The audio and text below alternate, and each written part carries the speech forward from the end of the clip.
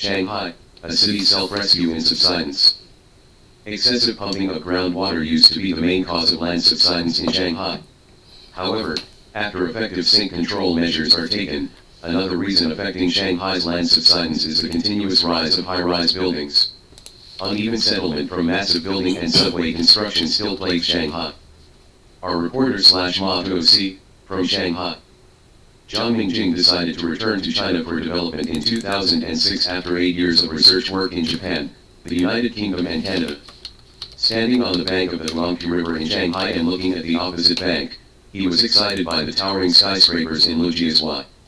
At the same time, this expert in rock and soil mechanics also believed that this should be the opportunity to give full play to his professional expertise. Zhang Mingjing knows that the land under his feet is a soft soil structure formed by the sediment brought by the Yangtze River for nearly 1,000 years. Thousands of high-rise buildings built rapidly will promote the development of Shanghai, and at the same time, it will also produce a series of problems, exacerbating land subsidence is one of them. Excessive pumping of groundwater used to be the main cause of land subsidence in Shanghai.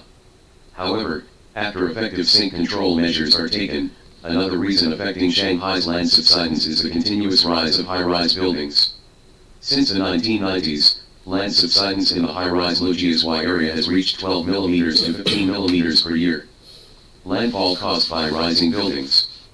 Although as early as 1934 Shanghai had the International Hotel, the tallest building in the Far East with a total height of 82 meters, the rapid expansion of the number of high-rise buildings is still in the past 10 years. Figures show that Shanghai built 40 high-rise buildings in the 1950s and 1960s, 650 buildings were built in the 1980s, and more than 2,000 buildings were built in the 1990s, including 100 super high-rise buildings over 100 meters high. Many buildings. Since 1993, an average of one high-rise building has been scanned every day in Shanghai, and there are currently 7,000 to 8,000 high-rise buildings. Shanghai's soft soil surface has three major characteristics: large water content, large pores, and high compressibility. Like a sponge, it will be severely deformed when it is squeezed and soaked in water. In the past, people believed that in addition to groundwater exploitation, the impact of high-volume high-rise buildings on Shanghai's land subsidence could reach 30%. The influence of the geological environment is very obvious. In order to deal with the problem of land subsidence, Shanghai issued a policy of double increase and double reduction for the volume ratio in 2003, that is, to increase public green space and public activity space, reduce building capacity and high-rise buildings, and also stipulate the volume of residential buildings 2.5 and commercial 4.0 rate cap. 1 year after the implementation, the total construction volume in the center of Shanghai has been reduced by more than 4 million square meters, and 376 historical legacy projects with excessively high floor area ratios in Shanghai have reduced their floor area ratios by an average of 17%. Like the subsidence caused by the overexploitation of groundwater, the subsidence caused by the intensive construction of high-rise buildings seems to be under control in front of the shrewd Shanghai Nesset. The average value of Shanghai's overall subsidence continued to decline until it was less than 6 millimeters in 2010. The speed of land subsidence in Shanghai has slowed down, but the uneven settlement caused by a large number of buildings and subway construction still plagues Shanghai. In 2003, in order to understand the interaction between land subsidence and ground buildings, the Shanghai Institute of Geological Survey and the Shanghai Urban Planning Institute conducted a special investigation. The survey found that the settlement of a single high-rise building is generally uniform, and this settlement will not have a great impact on the building itself. However, under the joint force of many high-rise buildings with different locations and specifications, the surface of the entire Shanghai will form regional or even overall uneven settlement. Zhang Mingjing, who is currently a professor at the Department of Underground Architecture and Engineering of Tongji University, said that uneven ground subsidence and rapid subsidence will cause various urban disasters. Constantly investing money to increase the height of the flood control wall, building subsidence threatens the safety of municipal pipelines such as gas and water supply. Uneven subsidence of tunnels leads to accelerated wear and tear of motor vehicles, increasing operating risks and maintenance costs. Zhang Mingjing said that after the building is completed, there will be a certain amount of settlement at the beginning, but as the soil under the foundation gradually consolidates, the settlement will stabilize or even stop. However, when there are constructions in the surrounding area, the originally stable old buildings will subside again. Moreover, although an area is generally soft soil, the soil quality is different every few meters, some are harder and some are softer. This requires risk detection and assessment before construction, and suggestions for construction modifications, such as there is no need for reinforcement and support around the foundation to effectively prevent settlement. However, after Zhang Mingjing returned to China, he found that in Shanghai, where there are many skyscrapers, no local company asked him to conduct relevant evaluations. The experts hired by some construction companies are not specialized in this field of research. The technical level of geotechnical engineering in China is very backward. He said that in Japan, every enterprise attaches great importance to the pre-settlement assessment during construction. Because the land is privatized, if the construction causes damage to other buildings, it will have to pay a large sum of money. Zhang Mingjing's professional knowledge seems to be useless in engineering evaluation, but he can conduct professional evaluation when he buys a house. What he bought in Shanghai was a house developed on the basis of an old community, because the soil under the foundation of such a building has basically consolidated. He doesn't buy houses built on farmland or near river embankments because the soil in those places is soft. Do not buy nearby residential buildings where subways and high-rise buildings may be built, because old buildings will be affected by new buildings and prone to continued settlement. The residents of Kaihua Department in Sui District, Shanghai don't have as much soil and construction knowledge as Zhang Mingjing. When they bought their houses, they didn't care whether the subway was going to be built nearby. The 6 connected buildings completed in 1998 were found to have cracks in the walls in 2003. 56 residents collectively complained that the widest part of the crack could extend into a row of fingers, and the building looked crooked. Related to tunnel construction, geological disasters caused by uneven subsidence have attracted more and more attention from geologists. Liu Shaoqi, Secretary General of the Shanghai Geological Society, said at the beginning of the interview with a reporter from China News Weekly, "I no longer study the subsidence caused by groundwater. What I am now studying is the geological disaster caused by uneven subsidence during the construction process. The long process of controlling sinking." However, after all, Liu Shaoqi has been studying groundwater issues for decades, and recently he has been following the news of floods in Bangkok, Thailand. In his opinion, the cause of Bangkok's flooding is, except for the climate, it is the ground subsidence, and the seawater has recharged into Bangkok. Liu Shaoqi was invited by relevant parties in Thailand 30 years ago to study the problem of land subsidence in Bangkok. Over the years, Bangkok has been sinking at a rate of 1.5 centimeters to 5.3 centimeters per year, until now a large part of the urban area is below sea level. Liu Shaoqi's point of view and World Bank expert Jane Bojo is basically the same. One of the reasons for the sinking of Bangkok is the unrestrained pumping of groundwater. However, Liu Shaoqi is not very worried about Shanghai, which is also considered to be seriously subsiding. He told China News Weekly that the possibility of a disaster like Bangkok in Shanghai is very small. In 2009, some media reported that a report from the University of Colorado in the United States showed that 2/3 of the 33 densely populated large delta regions in the world are facing the double threat of submerged land and rising seas, while China's Yangtze River Delta, the Pearl River Delta and the Yellow River Delta have already entered the most serious level of this crisis list. The report's description of Shanghai is, the average elevation of the city is only 4 meters, while the Huangpu River rises to a height of more than 5 meters at a time of high tide, and if it continues to sink by 2 meters, Shanghai will immediately sink into the ocean. Liu Shaoqi, who has studied Shanghai's geology for decades, does not fully agree with the above statement. The sinking of the land and the rise of the sea have indeed become an established fact, but American scholars have listed China's 3 deltas as the most serious level. This conclusion is still open to debate. In fact, Shanghai has been found to have serious subsidence since the 1920s and 1930s. It was a foreigner named Malson who first proposed the subsidence of Shanghai.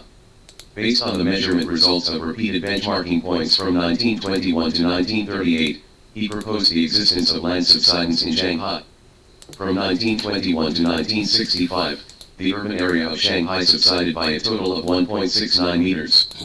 From 1966 to 2000, the urban average cumulative settlement was 218 millimeters, with an annual subsidence of 6 millimeters. Land subsidence is the main geological disaster in Shanghai, which has a lot to do with the geological characteristics of its soft soil. Except for a few hills and mountains in the southwest, The territory of Shanghai is all low and flat plains, which is part of the alluvial plain of the Yangtze River Delta, with an average altitude of about 4 meters. The entire region appears to be half a saucer sloping from east to west, highly vulnerable to sea level rise and stratigraphic compression. The soil structure is a layer of sand and a layer of clay. Sandy soil is porous and contains water. The groundwater in Shanghai is mainly in its 5 water-bearing sand layers. Liu Shaoqi told China News Weekly, when groundwater in a certain sand layer is intensively and excessively exploited, the sand layer is compressed and consolidated due to the pumping of pore water, and the soil layer above it is pressed down as a whole, and the more water is pumped, the more water is pumped. The lower the place, the lower it is, which forms the land subsidence of Shanghai. Shanghai first exploited groundwater in 1860. 100 years later, in 1963, the exploitation of groundwater in Shanghai reached its peak, with a total annual exploitation of 203 million cubic meters. The period when the most groundwater was exploited was also the period when the subsidence in Shanghai was the most severe. According to the website of the Shanghai Local Chronicle Office, the average subsidence of various areas in Shanghai was 110 millimeters from 1957 to 1961, and some areas reached 170 millimeters. Wang Pingxian, a professor and geologist at Tongji University, once said in a speech, if the subsidence rate in 1965 was not controlled, Shanghai would have sunk into the sea in 1999. In the 1980s, Liu Shaoqi conducted research when he was at the Shanghai Institute of Geological Survey and estimated that every millimeter of subsidence could cause economic losses of 200 million yuan. There are direct losses, such as damage to dams, residences, and factory buildings, damage to roads and bridges, damage to various water and gas pipelines, and washed away farmland. There are also indirect losses, such as agricultural losses due to seawater intrusion, losses in reduced transport capacity, and economic losses after factories and shops are flooded. Liu Shaoqi said, now the economy is far more developed than in the 1980s, and the loss for every millimeter of subsidence is more than 200 million. The rate of ground subsidence in Shanghai was finally brought under control in 1966. From 1966 to 2000, the average cumulative subsidence in the urban area was 218 millimeters, a little over 6 millimeters per year, and the effect of sink control is remarkable. Liu Shaoqi even remembers that in the 1980s, some areas experienced a rise after recharging. This change has benefited from a series of measures implemented in Shanghai since 1965, mainly restricting groundwater exploitation and artificial recharge of groundwater, requiring groundwater users to recharge the ground in winter with the same amount of tap water as they exploit in summer, so as to restore the elasticity of the soil layer.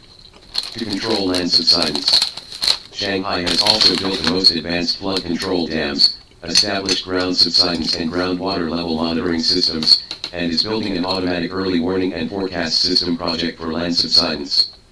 In the 1990s, with the rapid economic development, the amount of groundwater extraction in Shanghai picked up again. In 1996, the amount of groundwater extraction reached 150 million cubic meters, and the subsidence phenomenon also began to intensify. Since 2003, in order to alleviate the pressure of land subsidence, Shanghai has continued to reduce the amount of groundwater extraction. According to the 2009 and 2010 water resource announcements released by the Shanghai Municipal Government website, the actual total amount of groundwater extraction in Shanghai in 2009 was 25.53 million cubic meters, 6.32 million cubic meters less than in 2008. The total amount of groundwater artificial recharge is 17.55 million cubic meters. In 2010, the extraction of groundwater in Shanghai had been reduced to 20 million cubic meters, the lowest point since the founding of the People's Republic of China, and only 1/10 of the extraction in 1963. Since the 1990s, Shanghai has invested 35 million yuan to establish a ground monitoring network covering the whole city. At present, the network includes 43 bedrock markers, 146 GPS monitoring points, and 326 water level observation points in all districts and counties of the city. It can predict the status quo of land subsidence in various areas of Shanghai at any time, and sound the subsidence alarm for engineering and construction projects in advance. Yangtze River Delta Joint Sink Control. It's not enough for us to control the exploitation of groundwater. The groundwater in Shanghai is connected to Jiangsu and Zhejiang. Everyone needs to control it together. The cities in the Yangtze River Delta must coordinate and cooperate, Liu Shaoqi said. In 2005, Guo Kunyi, deputy director of the Nanjing Institute of Geology and Mineral Resources, spent 4 years and spent 20 million yuan on a detailed investigation and released the evaluation of groundwater resources and geological hazards in the Yangtze River Delta region. According to the report, the cumulative subsidence in the land subsidence area of the Yangtze River Delta region has exceeded 200 millimeters, covering an area of nearly 10,000 square kilometers. Due to uneven subsidence in the Subsidence, Suzhou, Wuxi, Changzhou, Jiangsu province, area, 22 ground fissure geological disasters have occurred. From the beginning of the last century to 2003, Shanghai suffered 290 billion yuan in losses due to subsidence. The Subsidence area and Zhejiang also lost more than 50 billion yuan. Guo Kunyi issued a warning, according to the subsidence rate at that time, by 2050, the sea level will rise by 40 centimeters to 70 centimeters, and the Yangtze River Delta is likely to turn into a sea.